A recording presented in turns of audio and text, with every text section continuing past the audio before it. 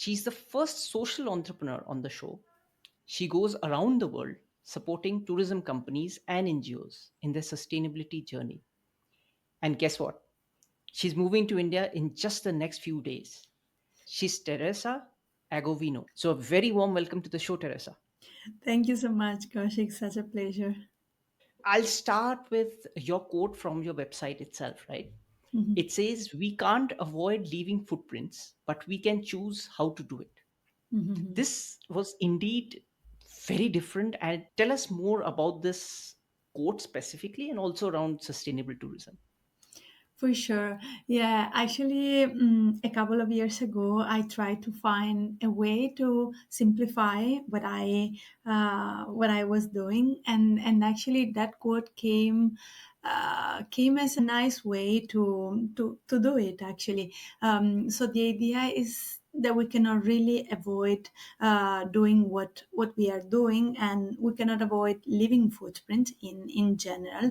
But if we do it consciously, and if we take care of the land and the people who actually surround us, we can reduce our impact, and somehow we can also generate a positive one. So the idea was that we cannot really give up and stop doing all the things that we are doing, but we should do it consciously and taking care of other people, or in general living beings. You are an environmental engineer by profession, and I believe you started your career with United Nations, the UNTO in Madrid, Italy, correct? So, how was that experience? Yeah, actually, by profession, I'm an environmental engineer. So I started my career both in Italy and Spain, where I completed my research period. And then my very first experience was in Africa. I traveled to Tanzania, and then I worked with the local community on how we can treat water in order to let it be drinkable and potable for people, safe in general. So that was my first community based. So from that moment, I decided to travel all around the world and support different kind of NGOs, local association, governmental bodies, and wherever I went, I always tried to create something that could have been holistic, I would say. So not just the environmental part of the project itself, but also the social impact and the social aspect. The idea behind that was that whatever we do is not just an environmental thing, but also a social one. So the idea was to understand how we could merge actually the scientific approach and also the social or spiritual one. For that reason, I after Africa, I went to South America, like Peru and Amazon and Ecuador, working in the Amazon forest. And then I moved to South Asia, like in Thailand, in Laos. Then I went back to Jamaica. So actually, I had the opportunity and also the I would say the great fortune to travel and experience different places. And even though they seems to be a little bit different, I was able to find similarities and common point in different places and also in different groups of people. Connection with Mother Earth, for example, in South America is called Pachamama. In other places called in another way, but at the end of the day, it's exactly the same. It is not about rituals. It's not about just the way we do it, but the intention we put in this kind of action. So that was an incredible learning. And of course, during this professional journey, there was also a personal and inner journey. I had the opportunity to work with the United Nations because I opened myself to sustainable tourism, and that's happened in Tanzania, where I lived for 6 months. I mean, having the opportunity to live with local people and seeing that these touristic and fancy places are also places where there is no way to treat, for example, waste. There is a really big usage of water, for example. There is a lot of food waste. So all those kind of things which are somehow hidden to tourists were clear to me. So what I did is to try to find a way to use sustainability also in tourism. This is when I came across actually sustainable tourism, and from that moment my journey with United Nations started, because I accredited myself as a third part auditor, which is the person who actually goes to hotels or tour operators or touristic businesses and try to understand if that touristic business is exactly sustainable as it's claimed. So that's my journey, and finally, but last but actually not the least, I always say that I receive a call from India, and I am just following this calling from your beautiful land and country. And yeah, you were right. I'm just moving to India, and I over there. What I do is to work as a consultant on sustainable tourism, work on different community-based projects, especially in the south, Tamil Nadu, and Kerala.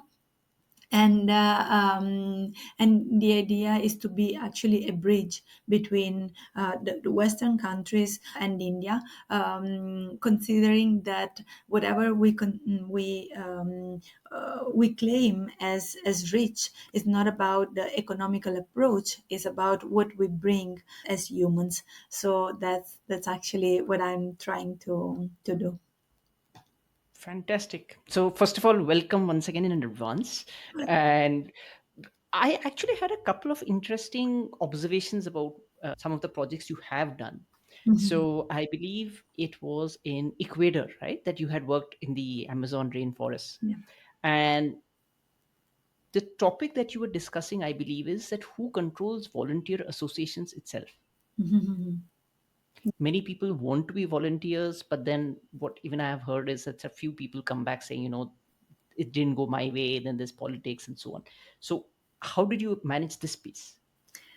So actually, this is a really nice question and a big topic, because when it comes to NGOs, when it comes to local association, the variety of people that work in this sector that we usually call third sector is incredibly diverse. So you can find entrepreneur that is dedicating his life to social impact and local community project, but you can also find a person who doesn't have that knowledge on the social impact and on environmental impact as well, and try to do something good for people. The idea of something good is not easy to define. What is good for one person shouldn't and doesn't need to be good for the other person. And especially when it comes to places that have been somehow exploited and has been incorporated in different models, is not easy to define what is good for that kind of communities. And what I feel is that no one can define what is good for people but themselves, actually. So the idea of cooperation and the idea of NGOs, the old one, is somehow related to the idea that there is a group of people who are superior to other ones. So they have the right to go somewhere and teach something and do something without even asking the permission. I'm talking about the permission of the land, permission of the people, and permission of all the living beings. So the idea of NGOs, which actually could be a nice idea, because we are trying to support other humans, can also turn turn in a not so positive one. I wouldn't say negative, because some positive impacts could be there, but the negative ones could be even higher, even more, even stronger than the positive ones. So and also the idea to bring volunteers from other parts of the world, and let them work or interact or share knowledge with the local people should be properly defined, because it's not that easy for a person to feel, first of all, to feel easy in a specific condition, and also to properly understand, to delve deep into a specific culture.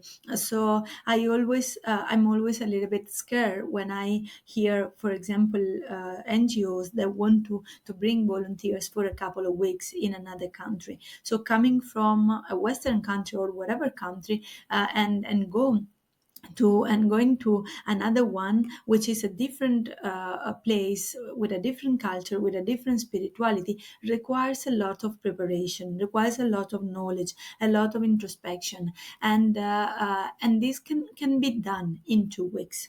So of course there is a general idea for people, for youngsters in general, to go somewhere and to do something good, because when we do something good, we feel good, of course, and everyone actually wants to do this. But at the end of the day, if you don't manage it properly, that can be a cultural shock, a spiritual shock, also a human and an inner shock. I'm always a little bit concerned when it comes to NGOs and social entrepreneur, because I think you should people in general should have like a really holistic approach on those topics, and that's why the project in the Amazon forest came, and actually this is from where the project came from, and with a local, I would say, association that bring together different kind of NGOs.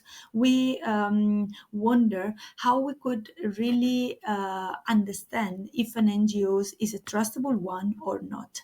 And that was the moment when we decided to do like, I wouldn't say a proper audit, but to go there and to check if the way of measuring social impact, if the way of approaching with local community, if the way of bringing volunteers was the right one. It's not easy to define what is right or not, but somehow if the approach was a good approach. So I try to understand if there was a collaboration between NGO and local people, and if the ownership of the project was on the local community itself. Fantastic. So, what exactly brings you to India? Whenever I talk about India, I always say that India is almost the only country you cannot choose. Actually, she has to choose you, and only in this case you can come. It's a funny story because I tried to come to India, I would say a couple of times before last year, but there was no way to come. Once I had to cancel my trip, another one, something came up, so I couldn't come because it was not the right moment. Then, when the right moment came, actually, India called me, and it was a really unexpected call from an NGO, an Indian NGO, that asked me to join them. They organized like a 15 days trip from Bombay to visit different kind of reality social companies, and they asked me to join them as a G20 delegate from Italy. So that's how it came, and I don't know, I had like a feeling that would have been a little bit longer as a relationship between me and India.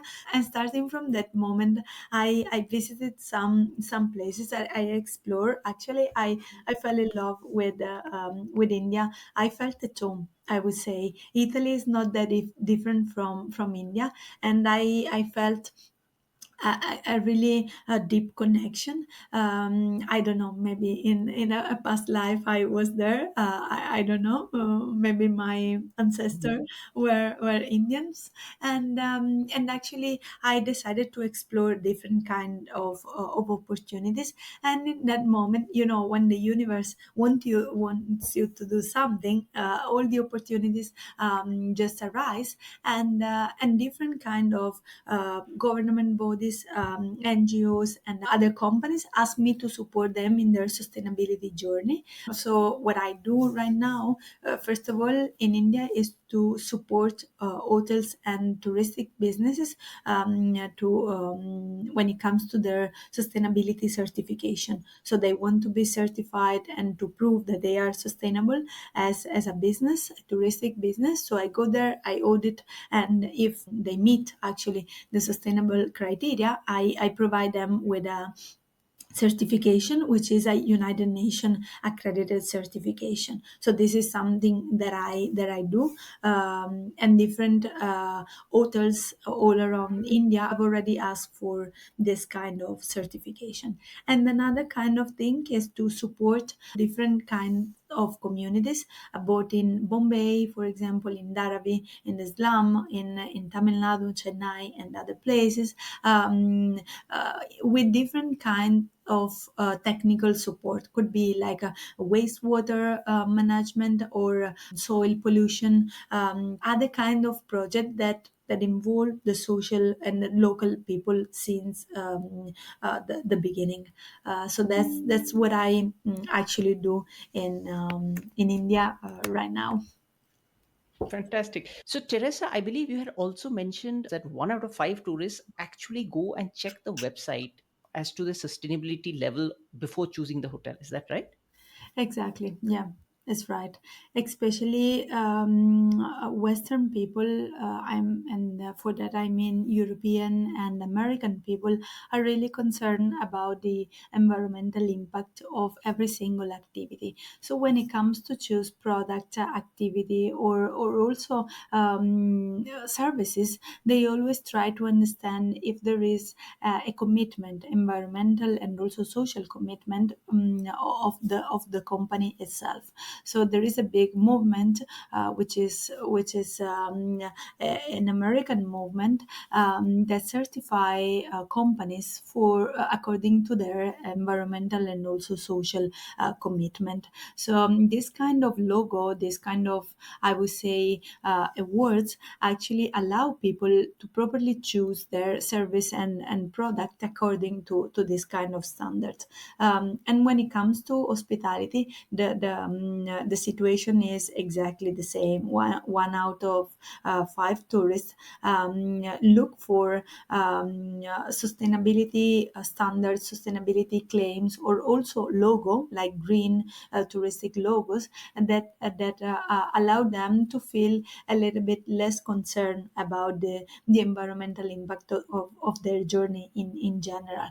And in this case, sustainable tourism certification try to reply to this kind of query, and also give tourists an opportunity to understand if the touristic business is exactly sustainable or not. Because it's not enough to say, "Oh, I'm green. I have already committed to this kind of things." But there should be someone like a third part group that just check on you and say, "Yeah, you are doing good." But this is not just a conversation based approach, but you have to check all the Excel sheet, all the for example, water waste or energy consumption.